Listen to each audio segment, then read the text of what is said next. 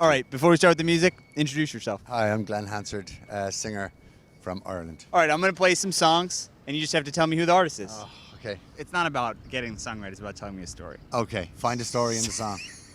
Well, I'm Irish, right? Well, Here you go. Standing on the water, casting your breath. Jokerman, Infidels. Bob Dylan. Oh, man. Now this tune, Sly and Robbie on bass and guitar and drums. Something about this. I was 15 years old. My girlfriend's big brother gave me a cassette. I was in a kind of a tough spot in life. Sorry, I should be talking about this. I was kind of in a funny spot. I was getting into trouble. I was, beginning to steal cars. I was in that spot, you know? My girlfriend's big brother gives me a cassette, Bob Dylan, more Bob Dylan's greatest hits. I put it on. I went into my bedroom for 2 years. I learned how to play that guitar. I set sail for this man, and you couldn't have given me a better opening song. Thank you. So tell me about that song in particular and that record. It's mystical. Sometimes in rock and roll you get this thing that happens where it's the marriage of the bass, the drums, the vocal, the guitars, whatever they're doing, and then it sets up this kind of space. Van is good at it. It's irrepeatable. Have you ever seen the footage of him doing it on Letterman with like a young band? Yeah.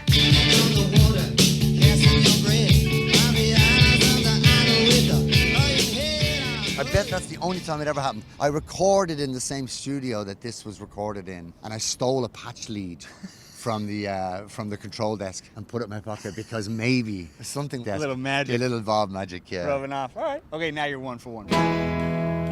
This is my lover's Ah, you got me. Sam Cooke? Close. Wilson? No. Come on, as a member of the Commitments, I should know this. Yo, it's Otis. Ah, sorry, man. All in that same universe. Tell me about that. I have a connection with this whole genre because I was in a film called The Commitments in 1991, and we were covering all of this stuff. How old were you? Well, I was 19 when we made the movie, and I was like 21 when it came out. It was an amazing period. But my only real experience with this music before that was my mom's record collection, and then the Quadrophenia soundtrack, because I had a scooter, and I'd have my scooter up on the kitchen table listening to the Quadrophenia soundtrack, and Night Train by James Brown. Miami, Florida. That was my kind of entry into this universe. And when the film offer, because I showed up, I'd been up smoking weed with my best mate all night, and he was going for the role in this film, The Commitments. I just went along with him. We'd been up listening to music all night, and I fit the bill. I had red hair, and I played the guitar, and the guy was like, well, there's a character called Outspan Foster. He's red-haired, he's from the north side, he plays guitar. I'm all those things. I read a couple of lines, and I got the part. And it threw me deep into this music. It threw me deep into all of this. And one of the fascinating things was we came out here on a press run, and Wilson Pickett almost shows up in the movie, but never does, and the band split up. So when we were out here, Wilson Pickett came and played with us every night, and we had this incredible time. So I'm bummed I didn't catch that. That's a bummer. And now that's My God. Down Payment Blues, AC/DC. Yeah. When I was a kid, my best friend in school, so I was like 8 years old. He came to me, he had 2 pins in his hand. And he was cool. He was the cool kid in school, my mate. But he was much cooler than I was. Yeah. He had 2 pins. One was Sex Pistols, Never Mind the Bollocks. And the other was a picture of a guy with a guitar going through his stomach and a singer singing around his thing. And that was the AC/DC badge. And I picked the AC/DC badge because it looked more kind of wild and violent. I put the badge on. What kind of jacket are we talking? Leather? A little denim jacket. Denim jacket. Yeah. And then went and figured out who this band were. You just thought it was a cool look. It was a great badge. Isn't it so interesting? Had I picked the other badge, I might have a different career. Who knows? At least a different haircut. Exactly. My confirmation name is Angus. Confirmation is a thing you do in Ireland when you turn a certain age, pick your own name. It's a religious rite. I did it too. Oh, you did it? Okay. Yeah. So I took Angus, and when we went up to the bishop the morning of my confirmation, the bishop was like, hello, and what name did you choose? And I said, Angus, really enthusiastically. And the bishop was like, okay, Angus. There was a St. Agnes, all right.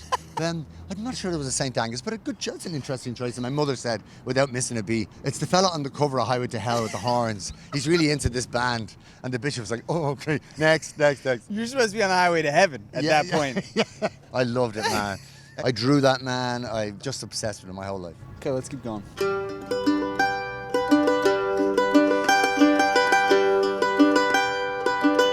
Yeah, Eddie Vedder. Such is the way of the world, you never know. I know this record inside out. We've toured so much together.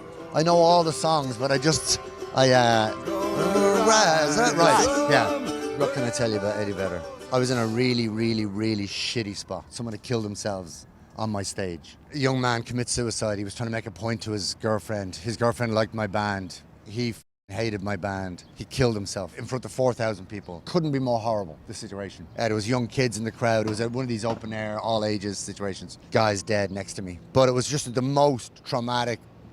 We were like, should we cancel the tour? Should we go home? Like, we didn't know what to do. We were just like, you know, this kid was dead. Like, feel terrible because his family would watch this or whatever. I want to pay respect to him. His name was Michael Pickles. He was a confused young man.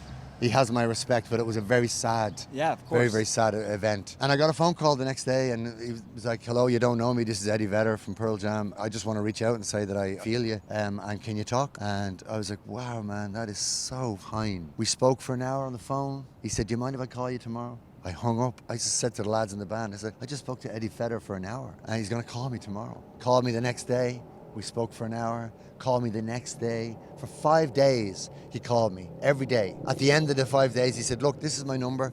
If you're ever in Seattle, I'd love to hang out with you. I'm really fucking sorry for what happened. I feel you. I went to Seattle a few months later with the Frames, and we were playing a show at the Showbox. And I was like, do I call him? Should I call him? You know, am I pushing my luck? He was very nice to me. He told me to, so I sent him a text and said, look, I'm in town with my band tomorrow night, and he says, perfect timing. I'm in the studio. Come over to the studio. Here's the address. Come around 2 o'clock. I'll see you tomorrow. So I went over and I met him, and he gave me a big hug. We made a cup of tea. We sat down. He said, I want you to sing a song with me, and I want you to put everything into it, and I want you to think about that boy. I want you to think about him. I want you to put this away, and I'm going to think about the kids from Roskilde, and we're going to sing this song together, and we're going to put it in that song. Can we do that together? And I was like, I was in bits. We sang the song. The song was recorded. It's on the record. It's on the ukulele. Sleepless Nights. It's an old Everly Brothers tune. Through the sleepless nights, I cry for you. The record went out, and then he calls me a few months later and says, I really loved hanging with you. Do you want to come on tour? And that was it. That was the beginning of a now 15-year, very, very close friendship with this beautiful man. He's your therapist. My friend. Yeah, it's amazing. Which is even better. Yeah. It's free. But just to do that, it just shows you something. That's the well of human kindness and human decency. He is all heart. I call him the heart man. And he's a strong man. And he doesn't fucking suffer fools. He's not like that. Yeah. He just understands when it's important. Same old blues, Captain Beefheart. Tell me about this guy. My God. Well, I mean, this record, this is Moonbeams and Blue Jeans. This is kind of one of his, like, probably slightly less respected records. 1974, a great year for albums. On the Beach. Captain Beefheart, I always found it hard to get into him. And I tried.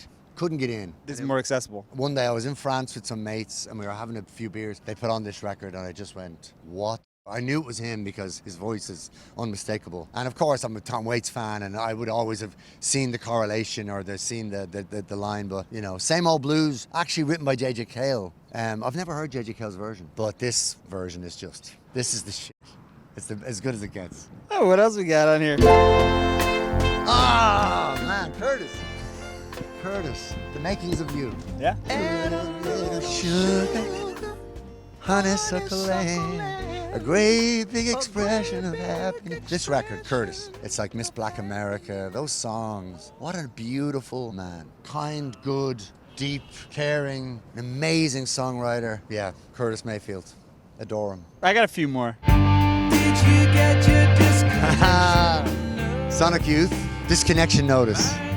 Of course I love this band, and the more you get to know this band, the more you love them. Sonically, it's an endless meander into beauty and strangeness. But when Jim O'Rourke joined the band, which is around this period, New York City Ghosts and Flowers, this record, it's almost like the production on this is comparable with something like Wish You Were Here. Because Sonic Youth have always been a car crash. And I love this. I listen to this band on flights. Why on flights? Like, if there's turbulence, I love this band because they're more turbulent than the turbulence. So I can kind of just, it's something about the chaos of it. I love chaotic music. It calms me. Nothing chaotic about this. This music's incredible. It actually heartened me to know that when they tour, they tend to tour the album they just made, because how could they remember the other records? How can you even do it over and over again? It seems almost random. It's like jazz. Yeah. He's just the greatest drummer in the world. Like Thurston and what he does, Kim. I mean, what they do as a band is just absolute. It's like, you know, and it's so easy to just be like, whatever, kind of noisy punk. But no, this is deep art. I heard this song the other day. You know that we don't take away. This is a sneaky one. You got me, man. What is it? It's beautiful. It's the Rolling Stones. Is it? It's Keith. Keith. Oh my God. This is I love that. This is from Voodoo Lounge. Voodoo Lounge. Shit, man, I don't know that. You said Tom Waits, and I was like, it has a Tom Waits. Yeah. So you're just kind of, I love that. Energy to it. Yeah. It has a Jokerman kind of energy to it. Yeah, and the sound. Like, I knew whoever it was. It's crazy, right? Yeah. Fuck. It's so unique. I and love it's just Keith, like man. crazy, like, it's one of those ones you hear, you're like, what is this song? What And is you're it? like, it's Oh, the Rolling Stones. Yeah. Well, it's got that waiting for a call from you. I mean, that's a classic Rolling Stones lyric. Yeah, so good. I'll check that out. Thanks for coming. Thank you. So great to meet you. Great to meet you. Thanks for having me on.